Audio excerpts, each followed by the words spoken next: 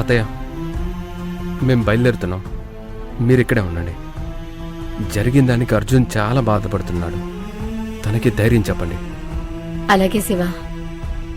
అమ్మా, యమజని అతిగా నమ్మొద్దు. ఈ రాత్రి తను ఏదైనా చేయొచ్చు. మీరు తనని ఒక కంట కనిపెడుతూ ఉండాలి. స్నేహ, ఇప్పుడు తనేం చేయగలదు? జరిగిన దానికి తను కూడా బాధపడుతుంది కదా. చెప్పాను కదా, అదంతా డ్రామా అమ్మా. తను సానుభూతి కోసం అలా చేస్తుందంతే. అవునత్తయ్య, రేపు యమజ ఆడేదంతా నాటకమేని తెలిసిపోతుంది. తను ఆడింది నాటకమే కాకపోతే డిఎన్ఏ టెస్ట్ అనగానే అంత భయపడదమ్మా. కావాలని ఏదో కుట్ర చేస్తుంది. యమజ మారింది స్నేహ, కానీ తనను ఎవరూ నమ్మలేని పరిస్థితి తనే తెచ్చుకుంది. అందువల్లే నేను కానీ కావేరి కానీ తనని సమర్థించలేకపోతున్నాము. అత్తయ్య, అర్జున్ అమ్నేషియాతో బాధపడుతున్నా సబ్ కాన్షియస్లో తనకి కావేరి గుర్తొస్తుంది. అందుకే చాలాసార్లు కావేరికి పాజిటివ్గా కనెక్ట్ అయ్యాడు. యమజ తన వల్ల ప్రెగ్నెంట్ అయ్యే ఛాన్సే లేదు. డాక్టర్గా ఇది నా అభిప్రాయం అత్తయ్య. ఏంటి శివ ఇలా అంటున్నాడు? అంటే యమజ గర్భవతి కావడానికి కారణం అర్జున్ బాబు కాదా? కాబట్టి రేపు యమజ చెప్పేది అబద్ధమని తేలిపోతుంది. అప్పుడు చీటింగ్ కేసు పెట్టి యమజని జైలుకి పంపిద్దాం.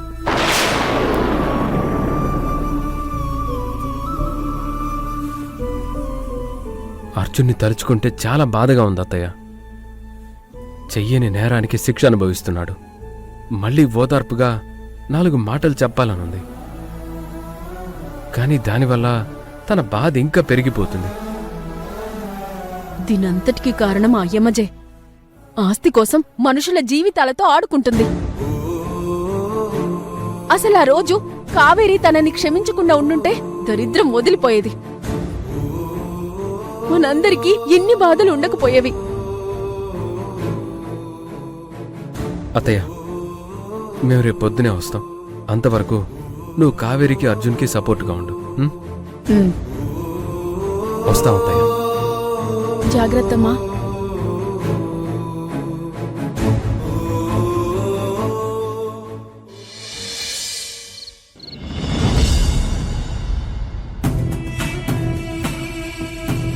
బాబా, డిఎన్ఏ టెస్ట్ వద్దు, ఏమొద్దు.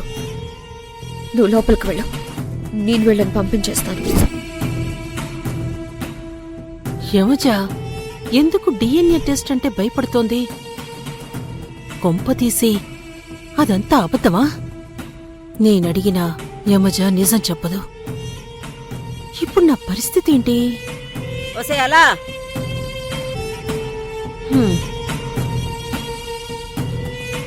అమావాస్య రోజే ఆత్మలు వచ్చినట్టు నేనెప్పుడు డిప్రెషన్లో ఉన్నా నువ్వు వచ్చేస్తావు. ఏంటో చెప్పు. ఏంటి పొద్దున తెగ బిల్డప్లు ఇచ్చేసావు, ఏంటేంటో మాట్లాడేశావు. ఇప్పుడు చెప్పు.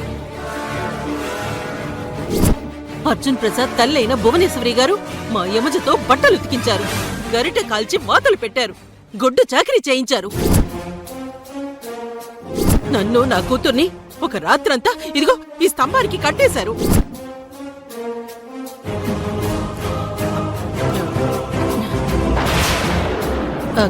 కొంచెం ఓవర్ యాక్షన్ చేశానా? కొంచెమేంటి, చాలా బాగా చేశావు. ఇష్టం వచ్చినట్టు మాట్లాడేశావు. రేపు దానికి 2 ఇచ్చేస్తా. నువ్వు జీవితాంతం మర్చిపోలేని సినిమా చూపిస్తా నీకు. యమజ చెప్పేది నిజమని తేలితే బాగుండును.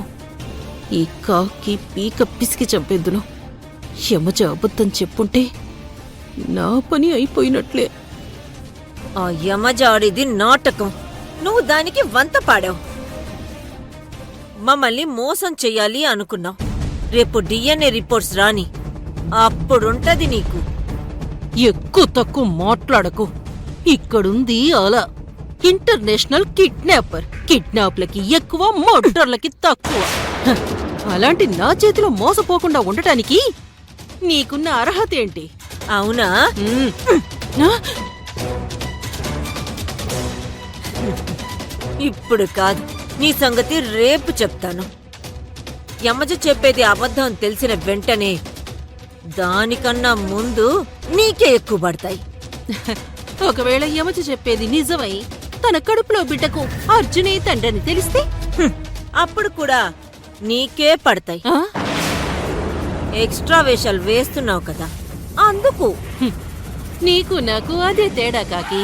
నేను సీలింగ్ ఫ్యాన్ లాంటి దాన్ని. ఒక చోటే ఉండి అందరికీ గాలి తగిలేలా చేస్తాను. నువ్వు టేబుల్ ఫ్యాన్ లాంటి దానివి. చుట్టూ తిరుగుతావు గాని ఎవ్వరికి గాలి రాదు. ఏయ్, అర్థమయ్యేలా చెప్పు. రేపు యమజ బిడ్డకి అర్జునే తండ్రి అని తెలిస్తే ఆస్తి మొత్తం యమజకొచ్చేస్తుంది. అప్పుడు భువనతో పాటు నువ్వు కూడా బయటికి పోవాలి. దానికంటే ముందే నువ్వు మా పార్టీలోకి వచ్చేసావనుకో, మాతో పాటు హ్యాపీగా ఉండొచ్చు. సమయం లేదు మిత్రమా. రణమా శరణమా. ఏమనుకుంటున్నావే నువ్వు? ఇక్కడుంది కాకి. అన్ని కోసం ప్రాణాలు ఇస్తుంది తప్ప ద్రోహం చేయదు. ఇది నువ్వు గుర్తుంచుకో. భువన కోసం ప్రాణాలిస్తుందా? ప్రాణాలివ్వటానికి ఇదేమైనా కోడ, మేక, చేప? ఏదో నాకు సాయంగా ఉంటుంది కదా అని మా పార్టీలోకి పిలిస్తే అంత హర్ట్ అయిపోయిందేంటి?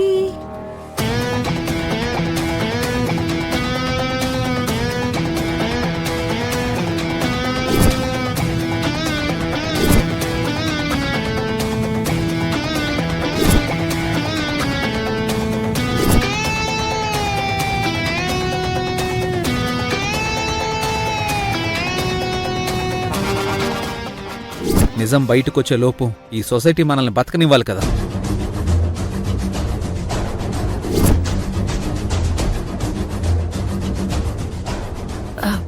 అత్తయ్య పిలిచారంట. అవును కావేరి. కావేరి, నేను నిన్ను కోడలిగా ఎప్పుడూ అనుకోలేదు. నా కూతురుగానే అనుకున్నాను. నీకు ఏ సమస్య వచ్చినా అమ్మలా అండగా నిలబడ్డాను.